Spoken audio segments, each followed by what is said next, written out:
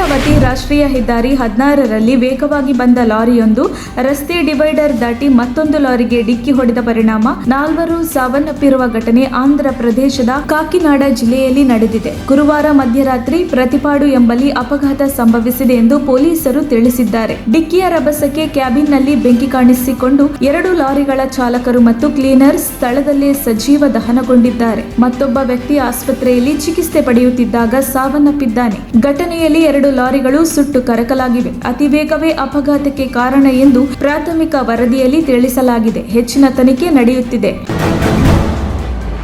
ಕಳೆದ ವರ್ಷ ಪಂಜಾಬ್ನ ಲೂಧಿಯಾನದ ಕೋರ್ಟ್ನಲ್ಲಿ ಬಾಂಬ್ ಸ್ಫೋಟಿಸಿದ ಪ್ರಕರಣದ ಆರೋಪಿ ಹಾಗೂ ಮೋಸ್ಟ್ ವಾಂಟೆಡ್ ಭಯೋತ್ಪಾದಕ ಹರ್ಪ್ರೀತ್ ಸಿಂಗ್ನನ್ನು ನವದೆಹಲಿಯ ಇಂದಿರಾ ಗಾಂಧಿ ಅಂತಾರಾಷ್ಟ್ರೀಯ ವಿಮಾನ ನಿಲ್ದಾಣದಲ್ಲಿ ಬಂಧಿಸಲಾಗಿದೆ. ಕಳೆದ ವರ್ಷ ಡಿಸೆಂಬರ್ನಲ್ಲಿ ಲೂಧಿಯಾನದ ಕೋರ್ಟ್ ಕಟ್ಟಡದಲ್ಲಿ ನಡೆದ ಭೀಕರ ಬಾಂಬ್ ಸ್ಫೋಟದಿಂದಾಗಿ ಒಬ್ಬ ವ್ಯಕ್ತಿ ಸಾವನ್ನಪ್ಪಿದ್ದು 6 ಮಂದಿ ಗಾಯಗೊಂಡಿದ್ದರು. ಈ ಬಾಂಬ್ ಸ್ಫೋಟದ ಹಿಂದೆ ಹರ್ಪ್ರೀತ್ ಸಿಂಗ್ ಪ್ರಮುಖ ಸಂಚನ್ನು ರೂಪಿಸಿದ್ದ ಎನ್ನಲಾಗಿದೆ. ಅಲಹಾಬಾದ್ ನ್ಯಾಯಾಲಯದ ಆವರಣದಲ್ಲೇ ವಕೀಲರಿಂದ ಲಂಚ ರೂಪದಲ್ಲಿ ಪೇಟಿಎಂನಲ್ಲಿ ಹಣ ಸಂಗ್ರಹಿಸುತ್ತಿದ್ದ ಜಮಾದಾರ್ ಒಬ್ಬರನ್ನು ಗುರುವಾರ ಅಲಹಾಬಾದ್ ಹೈಕೋರ್ಟ್ ಅಮಾನತು ಮಾಡಿದೆ. ನ್ಯಾಯಮೂರ್ತಿ ಅಜಿತ್ ಸಿಂಗ್ ಅವರ ನ್ಯಾಯಾಲಯದಲ್ಲಿ ಜಮಾದಾರ್ ಆಗಿರುವ ವ್ಯಕ್ತಿ ನ್ಯಾಯಾಲಯದಲ್ಲಿ ಪ್ರಾಕ್ಟೀಸ್ ಮಾಡುತ್ತಿರುವ ವಕೀಲರಿಂದ ಬಕ್ಷೀಸು ಪಡೆಯಲು ಪೇಟಿಎಂ ವಾಲೆಟ್, QR ಕೋಡ್ಗಳನ್ನು ಜೊತೆಗಿಟ್ಟುಕೊಂಡಿದ್ದ. ಜಮಾದಾರ್ ವಿರುದ್ಧ ಕ್ರಮ ಕೈಗೊಳ್ಳಲು ಮುಖ್ಯ ನ್ಯಾಯಮೂರ್ತಿ ಬಿಂದಾಲ್ ಅವರಿಗೆ ನ್ಯಾಯಮೂರ್ತಿ ಅಜಿತ್ ಸಿಂಗ್ ಅವರು ಪತ್ರ ಬರೆದಿದ್ದರು. ಮೈಸೂರು ಜಿಲ್ಲೆಯ ಟಿ. ನರಸೀಪುರ ತಾಲೂಕಿನಲ್ಲಿ ಒಂದೇ ತಿಂಗಳಲ್ಲಿ ಚಿರತೆ 2 ಮಂದಿಯನ್ನು ಬಲಿ ತೆಗೆದುಕೊಂಡ ನಂತರ ಎಚ್ಚೆತ್ತುಕೊಂಡಿರುವ ಅರಣ್ಯ ಇಲಾಖೆ ಕಂಡಲ್ಲಿ ಗುಂಡಿಕ್ಕಿ ಕೊಲ್ಲುವ ಆದೇಶ ಹೊರಡಿಸಿದ್ದು ಕಾರ್ಯಾಚರಣೆಗಿಳಿದಿದೆ. ಚಿರತೆ ದಾಳಿಯಿಂದ ಮೃತಪಟ್ಟ ಯುವತಿಯ ಕುಟುಂಬಕ್ಕೆ ಅರಣ್ಯ ಇಲಾಖೆಯಿಂದ 7.5 ಲಕ್ಷ ಪರಿಹಾರ ಘೋಷಣೆಯಾಗಿದ್ದು, ಅದರಲ್ಲಿ 5 ಲಕ್ಷ ರೂಪಾಯಿ ಚೆಕ್ ಈಗಾಗಲೇ ವಿತರಿಸಲಾಗಿದೆ. ಮೇಘನಾಳ ಕುಟುಂಬಕ್ಕೆ ಪ್ರತಿ ತಿಂಗಳು 2,000 ರೂಪಾಯಿಯಂತೆ 5 ವರ್ಷಗಳ ಕಾಲ 2,000 ರೂಪಾಯಿ ಪಿಂಚಣಿ ರೀತಿಯಲ್ಲಿ ನೀಡಲಾಗುವುದು ಎಂದು ಮೈಸೂರು ವೃತ್ತ ಅರಣ್ಯಾಧಿಕಾರಿ ಮಾಲತಿ ಪ್ರಿಯ ತಿಳಿಸಿದ್ದಾರೆ. ಬಾಗಲಕೋಟೆ ಜಿಲ್ಲೆಯ ಬೀಳಗಿ ತಾಲೂಕಿನ ನಕ್ಕರಗುಂದಿ ಗ್ರಾಮದಲ್ಲಿ ನನ್ನ 40 ರೂಪಾಯಿ ತೆಗೆದುಕೊಂಡಿದ್ದೀಯಾ ಎಂದು ಅತ್ತೆ ಸೊಸೆಯರು ಜಗಳ ಮಾಡಿಕೊಂಡಿದ್ದಾರೆ. ಪತ್ನಿ ಹಾಗೂ ತಾಯಿಯ ಜಗಳದಿಂದ ಕೋಪಗೊಂಡ ಮಗ ಮಳಿಯಪ್ಪ ಜಗಳ ಬಿಡಿಸುವ ವೇಳೆ ಪತ್ನಿಯ ಕಪಾಳಕ್ಕೆ ಪತಿ ಹೊಡೆದಿದ್ದಾನೆ. ಮೊದಲೇ ಅಸ್ತಮಾ ಬಿಪಿಯಿಂದ ಬಳಲುತ್ತಿದ್ದ ಪತ್ನಿ ಒಂದೇ ಹೊಡೆತಕ್ಕೆ ಸ್ಥಳದಲ್ಲಿ ಕುಸಿದು ಬಿದ್ದು ಸಾವನ್ನಪ್ಪಿದ್ದಾಳೆ. ಕೇವಲ 40 ರೂಪಾಯಿ ಜಗಳ ಒಂದು ಜೀವವನ್ನೇ ಬಲಿ ತೆಗೆದುಕೊಂಡಿದೆ. ಬಾಗಲಕೋಟೆ ಗ್ರಾಮೀಣ ಪೊಲೀಸ್ ಠಾಣೆಯಲ್ಲಿ ಪ್ರಕರಣ ದಾಖಲಾಗಿದೆ. ಗುರುವಾರ ಮೊದಲ ಹಂತದಲ್ಲಿ 89 ಸ್ಥಾನಗಳಿಗೆ 788 ಅಭ್ಯರ್ಥಿಗಳಿಗೆ ಚುನಾವಣೆ ನಡೆದಿದ್ದು, ಗುಜರಾತ್ನಲ್ಲಿ ಈಗಾಗಲೇ 290 ಕೋಟಿ ಮೌಲ್ಯದ ನಗದು, ಡ್ರಗ್ಸ್, ಮದ್ಯ ಮತ್ತು ಉಚಿತ ಉಡುಗೊರೆಗಳನ್ನು ವಶಪಡಿಸಿಕೊಳ್ಳಲಾಗಿದೆ. ಎಟಿಸಿ ಅಧಿಕಾರಿಗಳ ಗುಂಪು ನಗರದಲ್ಲಿ ನಡೆಸಲಾಗುತ್ತಿರುವ ಮಹತ್ವದ ಡ್ರಗ್ಸ್ ಭಾರೀ ರವಾನೆಯನ್ನು ವಶಪಡಿಸಿಕೊಳ್ಳುವ ಪ್ರಕ್ರಿಯೆಯನ್ನು ಮುನ್ನಡೆಸುತ್ತಿದೆ.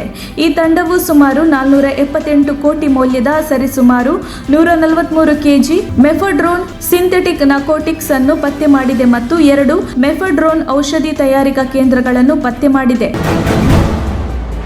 ಗ್ಯಾಸ್ ಸಿಲಿಂಡರ್ ಬೆಲೆ ದುಬಾರಿಯಾಗಿದೆ. ಬೆಲೆ ಇಳಿಯುತ್ತದೆ. ಸಿಲಿಂಡರ್ ಇಟ್ಟುಕೊಂಡು ನೀವೇನು ಮಾಡುತ್ತೀರಿ? ಬೆಂಗಾಲಿಗಳಿಗಾಗಿ ಮೀನು ಬೇಯಿಸಿ ಕೊಡ್ತೀರಾ ಎಂದು ಹೇಳಿಕೆ ನೀಡಿ ಟೀಕೆಗಳಿಗೆ ಗುರಿಯಾಗಿದ್ದ ನಟ ಪರೇಶ್ ರಾವಲ್ ತಮ್ಮ ಹೇಳಿಕೆಯ ಸಂಬಂಧ ಶುಕ್ರವಾರ ಕ್ಷಮೆಯಾಚಿಸಿದ್ದಾರೆ. ಗುಜರಾತ್ ವಲ್ಸಾಡ್ನಲ್ಲಿ ಚುನಾವಣಾ ಪ್ರಚಾರ ವೇಳೆ ಮಾತನಾಡಿದ್ದ ಪರೇಶ್, ಗುಜರಾತ್ ರಾಜ್ಯದ ಜನರು ಹಣದುಬ್ಬರವನ್ನು ಸಹಿಸಿಕೊಳ್ಳುತ್ತಾರೆ, ಆದರೆ ಬಾಂಗ್ಲಾದೇಶಿಗಳು ಮತ್ತು ರೋಹಿಂಗ್ಯಾ ಅವರನ್ನಲ್ಲ.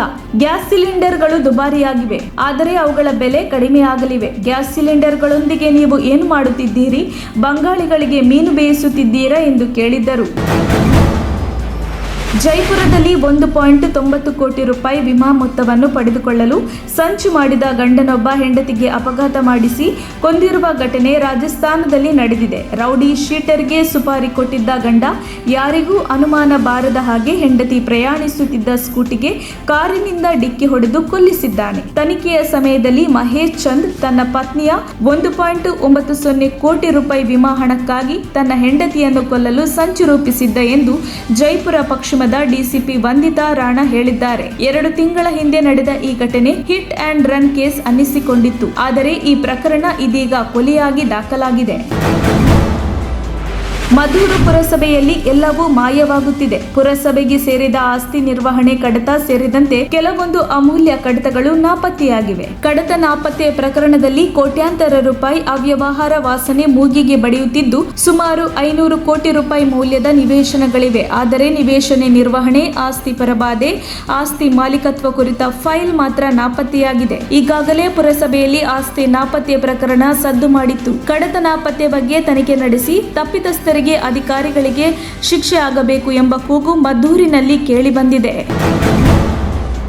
ಟೋಕಿಯೋದಲ್ಲಿ ಡಚ್ ವಿದ್ಯಾರ್ಥಿನಿಗೆ ಗುಂಡು ಹಾರಿಸಿ ಅತ್ಯಾಚಾರವೆಸಗಿ ನಂತರ ಆಕೆಯ ಮೃತದೇಹವನ್ನು ತುಂಡುಗಳಾಗಿ ಕತ್ತರಿಸಿ ಹಲವು ದಿನಗಳವರೆಗೆ ಇಟ್ಟುಕೊಂಡು ಸೇವಿಸಿ ಜೈಲು ಶಿಕ್ಷೆ ಇಲ್ಲದೆ ಆರಾಮಾಗಿ ಓಡಾಡಿಕೊಂಡಿದ್ದ ಜಪಾನ್ ವ್ಯಕ್ತಿ ನಿಧನ ಹೊಂದಿದ್ದಾನೆ. ಕೋಬ್ ಕ್ಯಾನಿವಾಲ್ ನರಭಕ್ಷಕ ಎಂದೇ ಕುಖ್ಯಾತಿಯಾಗಿದ್ದ ಜಪಾನಿನ ಕೊಲೆಗಾರ ಇಸ್ಸೆ ಸಗವಾ ಕೊಲೆ ಮಾಡಿದರೂ ಜೈಲು ಶಿಕ್ಷೆ ಅನುಭವಿಸದೆ ಸ್ವತಂತ್ರನಾಗಿ ಇದ್ದ. ಇದೀಗ ತನ್ನ 73ನೇ ವಯಸ್ಸಿನಲ್ಲಿ ಮೃತಪಟ್ಟಿದ್ದಾನೆ. ಸಗವಾ ನ್ಯೂಮೋನಿಯಾದಿಂದ ಸಾವಿಗೀಡಾಗಿ ಕುಟುಂಬದ ಸದಸ್ಯರು ಅಂತ್ಯಕ್ರಿಯೆ ನೆರವೇರಿಸಿದ್ದಾರೆ.